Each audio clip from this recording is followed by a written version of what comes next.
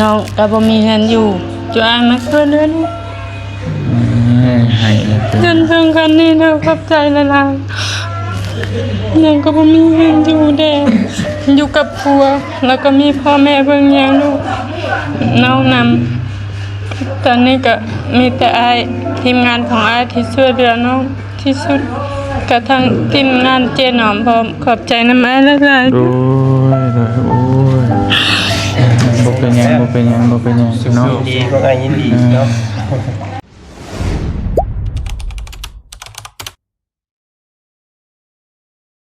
ขาดจะเศร้าดิ โอ้ยเนาะ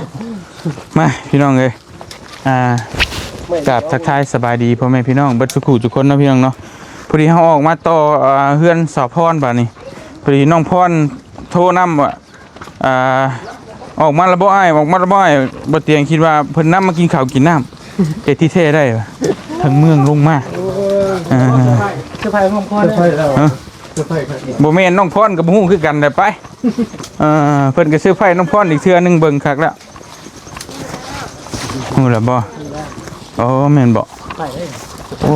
เห็นรถจอดฉลาดว่าอะไรร้อยดี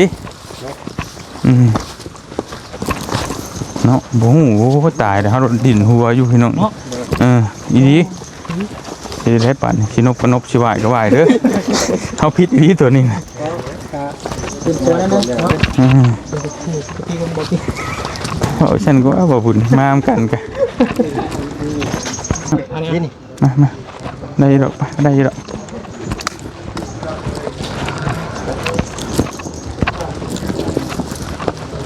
คุณด้วยก็ยางเป็นน้ำลังนะครับ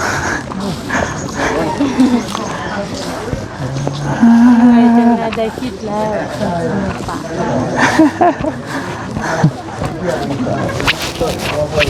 โดยสบายดีเด้อโอ้ยขอโทษได้หลายคือเสื้อผ้าครับแต่บ่ฮู้เลยโดยโอ้สุดท้ายนี่บูฮูเลยดีครับบูฮูดีเลยโอ้เอาก้อนแล้วกินข้าวก้อนแล้วเนี่ยโดยถ้าเฮาบูฮูอีหลีน่ะคิดว่าสิมาเยี่ยมเพื่อนน้องพรแหละสิมาล่าเพิ่นได้สิเมื่อน่ะบูฮูไว้โอ้น้องพรก็บ่ได้บอกเลยเด้อเฮาบูฮูอีหลีโอ้ขอโทษได้หลายน้อยผู้ใหญ่ถ่าโอ้ยตายแล้วโอ้ขอโทษบ่จักอีหลีหรอโอ้โดยเซอร์ไพรส์คักแท้บาดโอ้โดย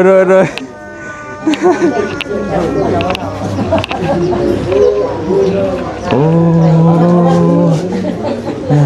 เนาะสบายดีเด้อโดยโอ้ยสบายดีเด้อสบายดี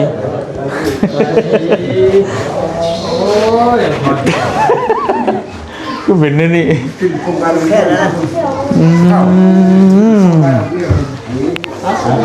โดยน้องอ้อมเลยน้องอ้อมเลยงานเบาเตียงเบายาวเบาเจนเดี๋ยวคือไพ่แบบลับๆนะนี่นะรุ่นไพ่พวกกับโบโอ้เฮาบ่ฮู้ดีได้เฮาก็โอ้กินข้าวกินน้ำเรียบร้อยว่าสิมาลาน้องเพิ่นในมื้อน่ะบ่ฮู้อีหลีโอ้ยแม่อันนี้ไม่โดนนี่เอ้ยเสื้อผ้าผู้ใหญ่เป็นปัญหาเสื้อผ้าผู้ใหญ่ค่ะไม่ใส่เนาะจิตุกแม่นี่เลยหักควันเด้อ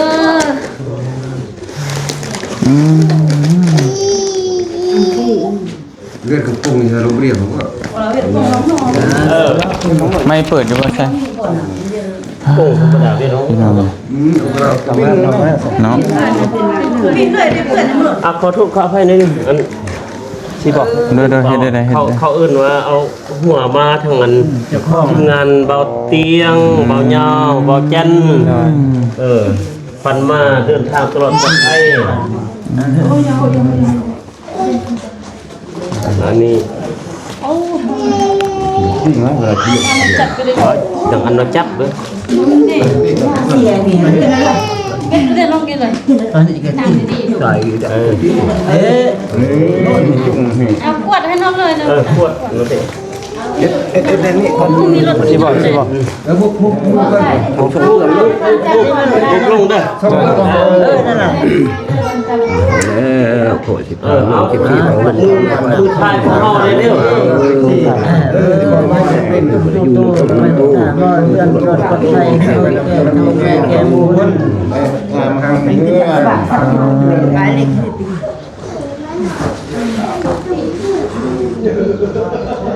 เนี่ยทำกวาดดีกันตาลงกินกวาด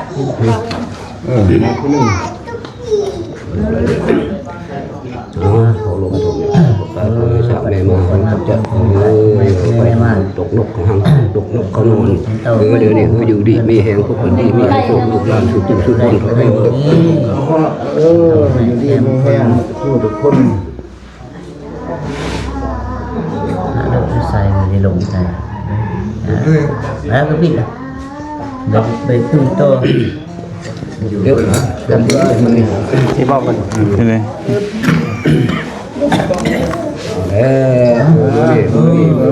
มือทันมันเขาก่อนทันนี่แล้วมาเจ็บตัวได้ของใครมันมีที่มาที่มาได้ดูที่มาลูกเต่าไปหดมาหดเรือนหด สวยตั้งเพิ่นให้ลูกไผ่นั่นแหละ ตั้งยาไปถึงเรียกว่ายาตั้งคุ้มตั้งการทำยุ่งมันนึงก็วัดทำได้ลูกน้ำเต้าเจ้าน้ำนายมีคนนึงนะมีมูตัวนี้มีมูตัวนี้มาสร้างสมเด็จลูกเต้าสุราชาปากเขาขันแก่น้องขันแก่คนยุ่งเขาขันทันมีเขาอยู่ปู่อยู่ป่าได้มึงเลือดมาสร้างมีมูตัวนี้มาได้คนไทยต้องแก่ต้องใส่หน้าขาหน้ามือต้องเยี่ยวทั่วเราผ่านเบาเตียงเบาเหย้าเบาแจ่นเบาเฮเฮียอยู่แถวนี้ได้เมื่อหาเมียหาแม่เมียให้อยู่ดีมีแพง ทุนดีมีแห้ง ให้มีเงินคำนำแก้วหลาย โอ้ยสาธุ ๆบัดสุดท้ายพระพัดว่าควันอยากตายให้อยู่พี่ควันอยากสี่ให้มือเฮือนเมื่อซ่าน โอ้ ที่สุดเลย คือคำสุดท้ายนี่คือแปลกๆจังได๋โอ้ยเนาะพี่น้องเอ้ยเซอร์ไพรส์คักอีหลีพี่น้องเอ้ยบาดนี่มีเสียดอยู่คำหัวเลย โดยโอ้ยโดยเอาเบี้ยว ยกขึ้นเทิงก็ได้โอเคท่านมีเมียติ กับแม่ไปมาหดเรือนหดน้ำลูกน้ำเมียตลอดปลอดภัยเนอะ ก็ยังตมได้มาหาแม่ได้มายามพ่อยาม แก่มันก็เดียว มีต้นไม้มีสุขภาพเข้มแข็งไปหามาหดเรือนต้นกลัวข้าวโน้ตเดือนมีสุขมีใช่หดเรือนหดข้ามีแคนอะไรใครไม่รู้มีสุขแม่เกมมงคลแล้วก็มันเลยแม่ เบามา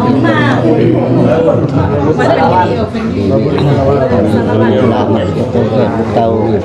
ลายมันเป็นคนผักทองสวรรค์เลยคนแทนมีเองมาเยี่ยมไปเลยครับใจดีเต่าถามเราเทียบเต่าเราจันเนาะ โอ้สาธุ ยุคหลายใครผู้มีสุขในไส้เก็บหัวได้คนใครเพนี่รู้ไปหดขาเมาเดือนหดน้ำลูกมีหดขบน้ำครัวกับเก็บหัวได้คนใครมันคือมันเนื้อผ่าน จับ แล้ว มี ให้ สื่อ มีคุณสุขสตาสูงขึ้นนะลูกเอ้ย สาธุ ไปทำแม่เกมมงคลโดยทำใส่ใจให้ละลาย เอาเราข่าวกับเราเนี่ยยินดีที่อ่ะเนาะ เอาที่เราได้เอาลูกคนนั้นจองเนี่ยลำรวยเนย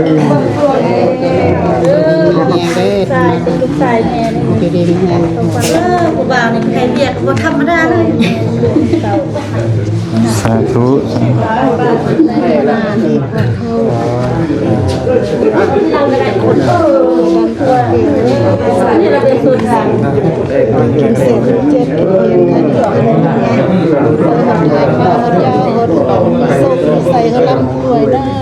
าธุเดิน ให้คนนี้ดีกว่าเขาเลี้ยง เดินอันนี้ก็ได้ บัดทันมิงเมื่อยามเมื่อกันให้เมื่อตลอดปลอดภัยมีสุขมีใส่จะมีขึ้นมาห่างๆหิงๆนำกันเด้อหมดทีมงานแทนกันก็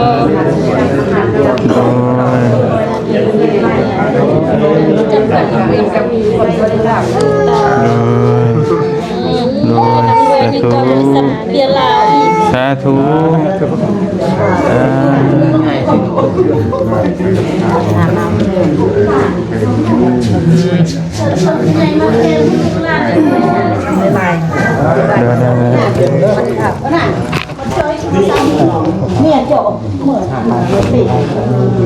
ก็แค่คุณคำนำสู้ที่ได้มาอุปถัมภ์คำสู้ช่วยเหลือผู้คนรบตะขอวันปันใส่ให้นุ่งสร้างจงดีๆนี่รู้สึกจะได้ความใครจะมีธุรกิจค้าขายให้เกินให้ร่ำให้รวยคือทางกลับบ้านกลับซอกไปด้วยความสวัสดิภาพเด้อ สาธุโดนให้มัน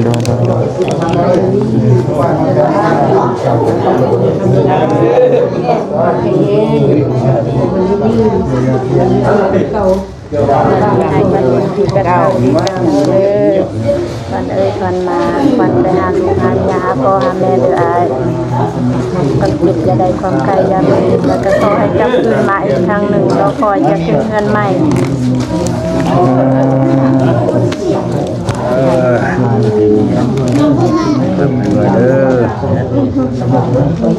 คือเลือกผสมทุกระยะเลยต่อไปขอให้ทำด้วยเอาบางทีนะอย่างว่าแข็งแรงเจ็บได้ของน้องขนาดสุดแล้วก็ได้สุดของสารมาที่การมาบ้านเก่าสาวมันคนเยอะขอบใจมาสวยทำคำสู้น้องปอน สาธุ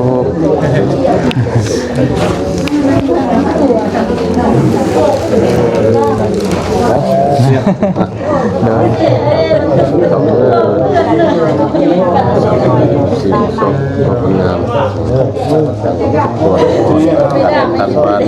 ตั้งเมืองเลยเข้าเทศวันที่5ทางครอบครัวไปทางนี้เกิดเลิศ สาธุโดย ทุกมือ ก็ตั้งครอบครัวสุขเลยทำสุขก่อนจงมีสุขภาพเข้มแข็งเด้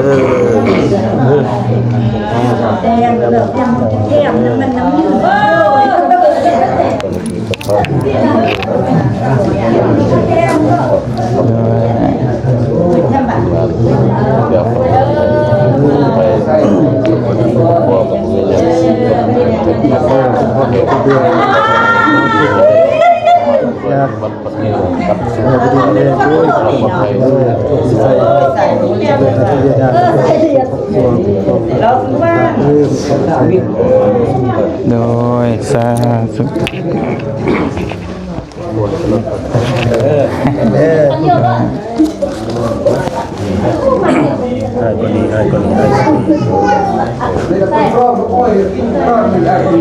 มีคนเขา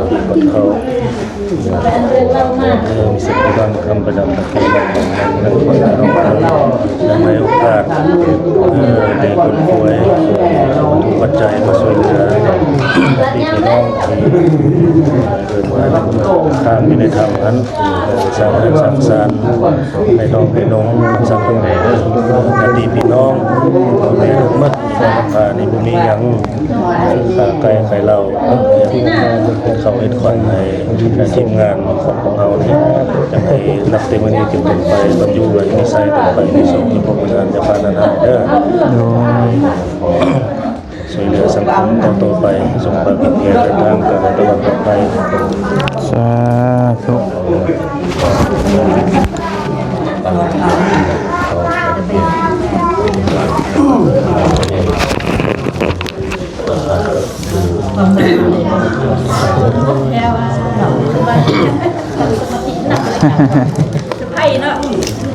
ใช่ครับบ่ เสื้อผ้าครับไปเสื้อผ้าน้องพร โอ้ยสนิทเลยน้องพรน่ะ เกือบจนแตก บ่บอกบ่กล่าวกันเลยบ่ฮู้น่ะ เสื้อผ้าว่าแล้ว แม่ว่าสิบอกสมมุติว่าแม่บ่ให้บอกได้ฉันเดียวเฮ็ดเอาอัดตู้ไว้ โอ้ มาตัดตู้แล้วมันเกินบ่ตีเท่านั้น เฮาคิดว่าบ่มีหยังก็เลยแบบพากันใจเย็นนั่นน่ะพากันกินข้าวนั่งกินข้าวกินน้ำแหละสิมาลาน้องเพิ่นน่ะสิเมื่อเลยความคิดน่ะนะบอกว่าอ้ายเมื่อก่อนเด้อก็ซ้ำนั่น ไม่ น่ะ ให้ เออทั้งเพิ่นส่งรูปให้เบิ่งก็ว่าเฮากำลังกวดเฮือนอยู่พุ่นน่ะบ่ได้เห็นหยังเลยน่ะสบายดีเด้อพี่น้องเด้อน้องพรเฮ็ดแล้วโอ้ยเซอร์ไพรส์คักบ้านน่ะเซอร์ไพรส์นี่บ่ว่าเราให้ผู้ใหญ่เพิ่นมาถ่านี่ เป็นย่างผู้ใหญ่เฮาจะดี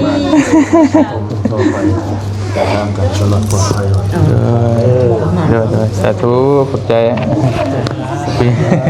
ผู้ใหญ่มาถ่าเล็กน้อยสวัสดีเด้อพี่น้องเด้อมาสุขุมทุกคน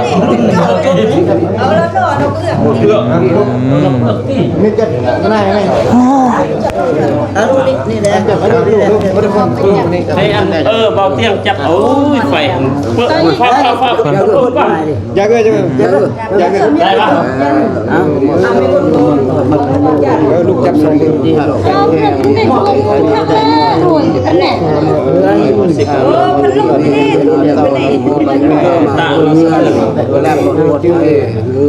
ไหวคำเดียวแล้วหมดเสียงลูก สาธุสาธุ สีลูกเราอันเด้อ เดี๋ยวกินอันนี้กินอันนี้ยกเรียนเลยกินอันนี้คนละมือคนละน้อยลูกป้า พ่อกับพาก่อนแม่ว่า นี่งานอันเบาเตียงเบาเงาเบาจันละอันนี้เป็นอันกินได้ขอให้มันเข้ายอกได้ ได้หรือเปล่า นี่กินว่า กินได้กินรอด เพิ่นให้กินหยังก็ได้อยู่ในนี่เนาะ กินยังก็ได้แต่ว่าต้องมันเน้นตัวนี้ก่อน นี่ตัวนี้ก่อน จับเลยว่าจัด อันนี้แกได้ลุงอีไทยหูคนสนอง ถ่ายรูปก่อนบ่เอามาถ่ายรูปก่อนมาเอาพี่ก่อนมา คอยมาถ่ายได้นะ มานั่งพี่ก็ได้อันน่ะ น้องพร ก่อนมานี่พี่ น้องมันเป็นแจ้ง มา 1 2 8 2 ลูกชายของกันมานี่ว่า 1 9 8 2 อันนี้มายัง เบาเงามั้ง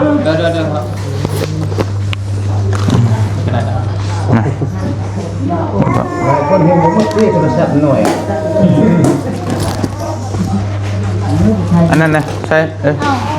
ยืดเข้าน้ำบ่ให้นั่นเป็นไทยอ่ะพี่น้องโอ้มันดึก เก็บภาพบรรยากาศไว้ก่อน เด้อ พี่น้องเด้อครับเพราะว่า ขึ้นแล้วฮุบ แม่น บ่ฮู้ดีพี่น้องเอ้ย สิบ่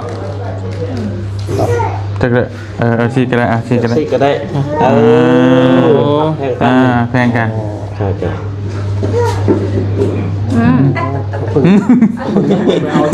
ใส่ มุมนึงอยู่ โอเคแล้ววะ เดี๋ยวแป๊ รั บบ นึง แต่แม่ทางนี้ก็บ่ฮู้ตั้งตู้ ตาม โอเค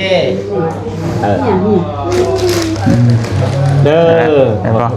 นกมือบาทนึงมานกมือ เขาบอกขอบใจน้ำลูกน้ำเต้าหมดทีมงาน โดย มีสุขภาพแข็งแรงเงินตลอดปลอดภัยเด้อ ทั้งลูกก็ดีใจเนาะที่ได้เป็นส่วนหนึ่งมาช่วยทางน้องเพิ่นอย่างหน่อยก็ความฝันเฮาคือกันความฝันจะเฮ็ดให้น้องเพิ่นนะนี่ก็จะเฮ็ดได้แล้วก็ดีใจเป็นจังไดพ่อแม่บ่งามอยู่บ่เฮือน งามสุด ในนามวันนี้กับมืองามดี โดย ในนามสำเร็จเสร็จสิ้นกันต่างเฮือนต่างศาลให้ลูกไผ่ โดย ในนามที่เป็นครอบครัวที่ผู้ผู้ศักดิ์ในนามเขาทำแล้วก็บ่ได้ออกมาคือผู้อื่น โดย ครับเขาเป็นพ่อเป็นแม่ในนามมื้อนี้ก็สุดที่อกดีใจภาคภูมิใจต่อทีมงานเบาเตียงเบาญาเบาจันแล้วก็ทีมงานอื่นๆยกตัวอย่างคือเจนอมที่มีน้ำจิตน้ำใจเอื้อเฟื้อเพื่ออาลีมาสู่ยูนูนให้ครอบครัวลูกสะใภ้เฮาได้มีเฮือนมีศาลได้มีบ่อนพักหุ้มอยู่ก็สุดที่ดีอกดีใจ ในนามข้าพเจ้าผู้เป็นพ่อปู่ก็ขออวยชัยให้พรให้ลูกหลานน้องนุ่งที่มีน้ำจิตน้ำใจมาอมสู่ยูนูนเดินทางฮอดงานฮอดสันตลอดปลอดภัยโดยความสวัสดิภาพ โดยสาธุขอบมุกขอบ ทั้งพ่อทั้งแม่คือว่าทั้งไอ้น้องเบิดสู่ทุกคนในเมืองลองแจ้งเนาะที่ต้อนรับเป็นอย่างดีคือกันนี่ก็ได้ ทั้งลูกเองก็ขอขอบมุกขอบใจที่ทางครอบครัวบ่ว่าจะเป็นพ่อแม่หรือปู่ย่าทางน้องพรเองก็ดีเนาะทางการนำเนาะตั้งแต่ขันบ้านฮอดเมืองที่ต้อนรับทั้งเบาเตียงแล้วก็ทีมงานอำนวยความสะดวกให้ทุกสิ่งทุกอย่างก็ขอบมุกขอบใจให้อยู่ดีมีแฮงเบิดสุขทุกคนเนาะก็ขอให้ทุกคนจงมีสุขภาพแข็งแรงให้ร่ำให้รวยโอกาสหน้าพาใหม่ก็ไปเจอกันอีกเนาะฮักแพงกันตลอดไปโดย คุณหลังเนาะ โดย สุดท้ายนี้พ่อก็ในนามพ่อปู่ขอเตาแคนเพื่อเป็นสิ่งที่อันดีอันงามในนามเป็นลูกเป็นหลานหลังจากนั้นแล้วก็เชิญร่วมรับประทานอาหาร โดย กินข้าวน้ำพ่อน้ำแม่น้ำลูกสะใภ้ โด แล้ว ย ก็ทีม โด งาน ย ทางการนำของเมืองเพิ่นก็ให้อยู่ดีไม่แห้งมีสุขมีใส่เฮ็ดเวียกงานใดก็ให้สำเร็จเวียกงานนั้น โดยสาธุสาธุ นั่งที่ก็ได้ละจับแล้วก็หันหน้าไปพุ่นเด้อหันหน้าไปเสื้อกล้องเพราะว่ากล้องอยู่พุ่นนะ นั่งนี่นั่ง โอเคบ่รถน้องอยากเว้าหยังก็เว้าเลยเด้อ ขอบใจหลายๆทีมอายที่มาช่วยเหลือน้องเด้อเพราะว่าน้องก็บ่มีเงินอยู่จะอายมาช่วยเหลือนี่ ให้ จนถึงกันนี้เด้อขอบใจหลายๆยังก็บ่มีเงินอยู่แดอยู่กับผัวแล้วก็มีพ่อแม่เบิ่งแยงลูกน้องนำตอนนี้ก็มีแต่อายทีมงานของอายที่ช่วยเหลือน้องที่สุด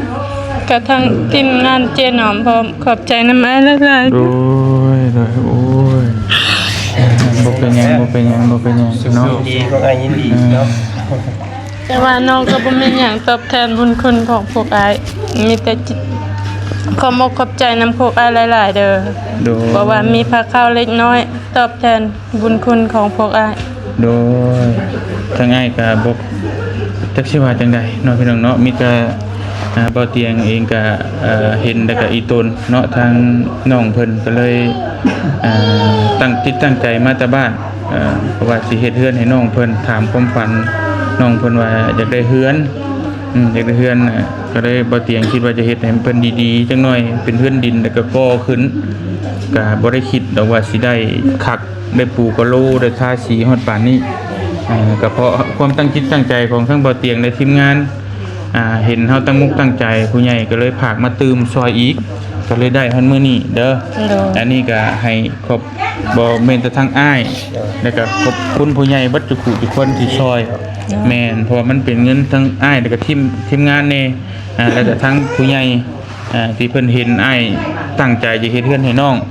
และเพิ่นก็เลยฝากมาตืมกันจนมาฮอดมื้อนี้จนได้ทั้งปูกะโลทั้งท่าสีทั้งอีหยังให้มันแล้วเบิดเลยนะลำพังแต่เงินอ้ายผู้เดียวหรือทีมงานเนี่ยมันก็บ่ได้ส่ำนี้ดอกถือว่าได้ฮอดพี่ก็สุดยอดบ่เตียงก็บ่คาดฝันคือกันพี่น้องเนาะพาผมขอบใจผู้ใหญ่เพิ่นนี่เด้อเว้าโลดอยู่ทั้งต่างประเทศโดยทั่วทุกทั้งไทยทั้งลาวทั้งต่างประเทศทั่วเบิดเลยโดยขอบใจหลายๆเด้อทุกคนที่ช่วยเหลือทางพังไทยพังลาวบ่ว่าแต่อยู่ไส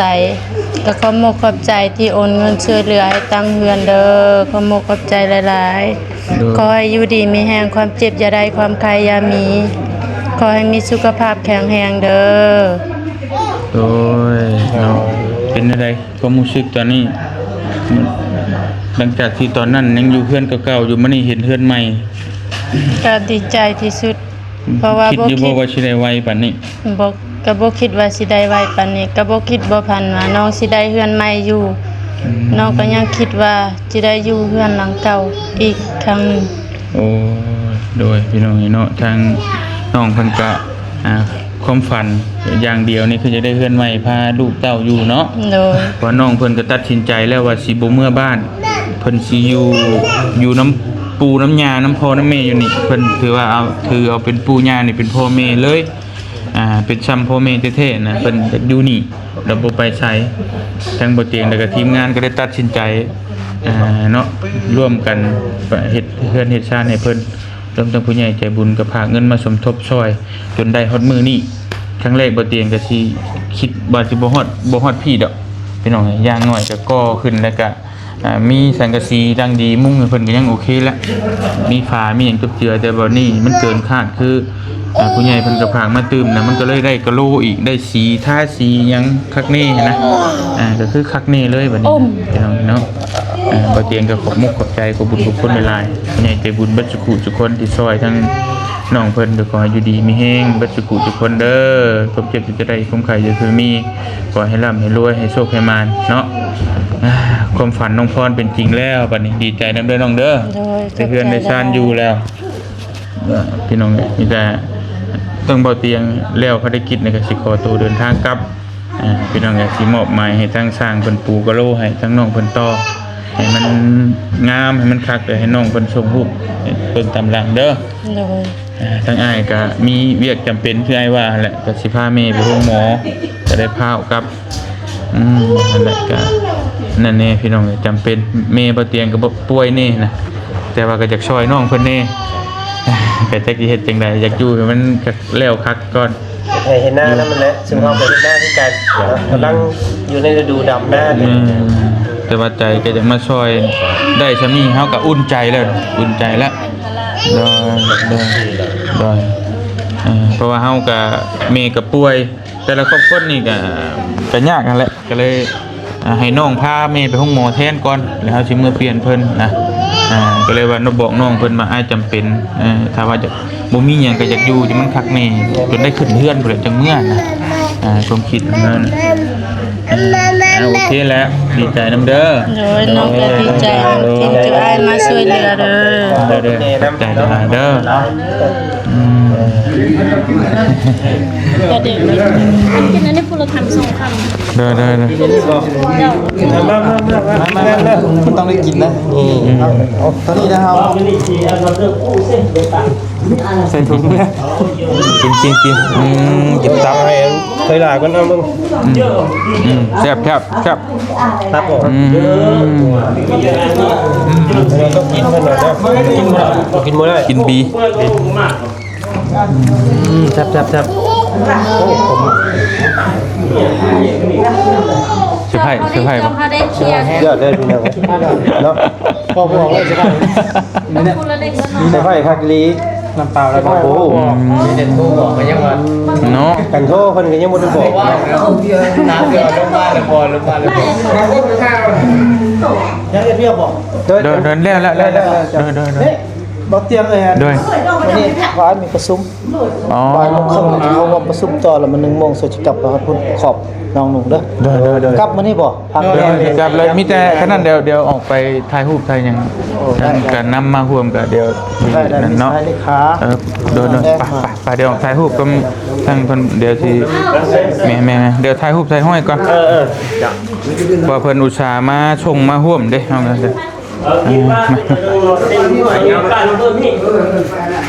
โทรศัพท์มาไปใช่ไหมนับน้ำมันโอเค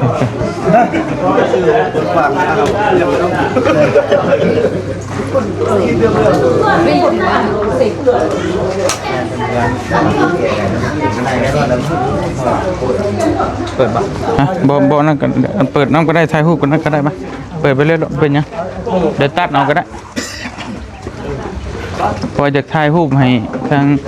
เห็นเนี่ยนะอุตส่าห์มาร่วมกันเดี๋ยวมายืนเอาก็ได้บ่เป็นยังมองใดก็ได้งามๆภาพงามๆด้วยค่าลายมันได้สวยเป็นสวยรวมทั้งเบิดทั้งมวลน่ะประมาณ115 ล้านประมาณนี้เดี๋ยวขอตัวเงินไงเนาะในรวมของน้ำของครัวแม่ตัวของน้ำของครัวน้ำมอบไปทั้งพี่น้องก็ได้เป็นการบุญฟ้องโดยเดี๋ยวขออนุญาตถ่ายรูปเนาะโดยใช่ไปบุญหัวดูคนละข้างเดียวอันซื้อเงาหมดจ้ะน้องพรเลยมาถ่ายรูปน้ำเพิ่นเนี่ยแป๊บนึง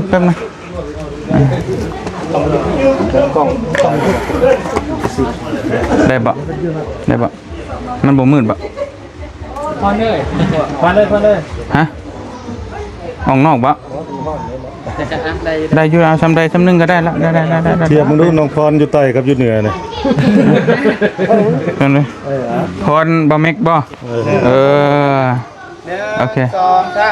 1 2 3ปันหนึ่งได้1 2 3 เปิดเลยก็ได้โอเคมาพี่น้องเอ้ยขอบมุกขอบใจหลายๆเด้อทางที่มาร่วมแล้วก็ขอโทษหลายๆบ่ฮู้อีหลีนะบ่ฮู้อีหลีว่าสิมารอ เซอร์ไพรส์ โดยเดินทางปลอด โด ภั ย ยเด้ บ่ อ ฮู้อีหลีว่าเดี๋ยวขอโทษที่ให้ผู้ใหญ่มาถ่าโอ้ยขอโทษหลายๆโดยขอบมุกขอบใจ เมืองเปิดประชุม โดยอยู่ดีมีแห้งเดินทางปลอดภัยเด้อโดยมีโอกาสสิมาเยี่ยมมายามเด้อโดย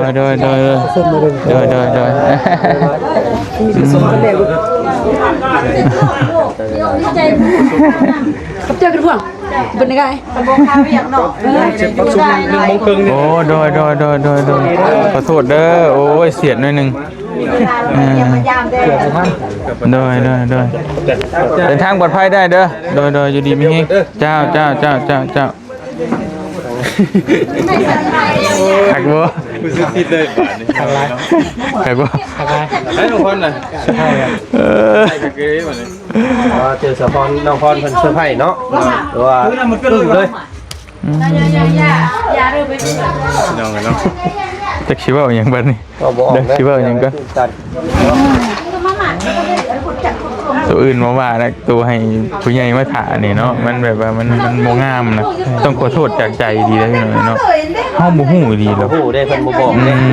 เพิ่นบอกแต่ว่ามีของสิเซอร์ไพรส์ โดย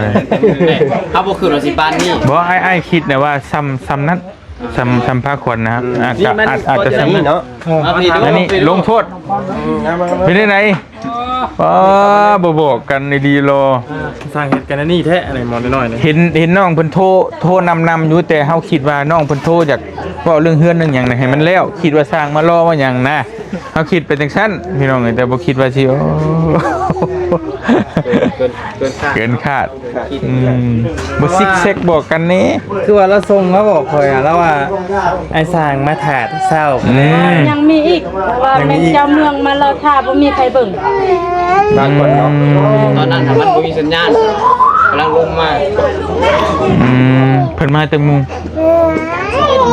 11 โมงเสียดหน่อยหนึงเนาะใช่ ในบอกว่าจะ78พอดี โอเคแล้วโอ้ยจังใดก็สู้ๆเด้อน้องเด้อน้องก็สู้ต่อไปแล้วกับลูกเต้าเฮ็ดได้เนาะทางนี่เพิ่นก็โอ้ยพี่น้องเอ้ยทางบ่เตียงเองก็จักแนวสิว่าเนาะก็เฮ็ดเฮือนเฮ็ดชั้นก็หลายหลังนะนับบ่ถ้วนแล้วแต่เป็นครั้งแรกที่ทั้งได้รับการนำเมืองของแขงเพิ่นมาเนาะต้อนรับผูกคอต่อแขนบายสีสู่ขวัญ ประทานอาหารน้ำเนาะ โดย พอดีเพิ่นข้าวเวียกเพิ่นก็เข้าไปแน่ว่าซั่น พอดีแล้วข่อยกับท่านกินข้าวพอดีกินแต่เพอชื่อพอดีเลยกินแล้วกินข้าวจากเมื่อคอยแม่ไปเอาเขมาให้กันกินอีกโอ้ยตายละบานแล้วก่อยปลาเขเย็นครับ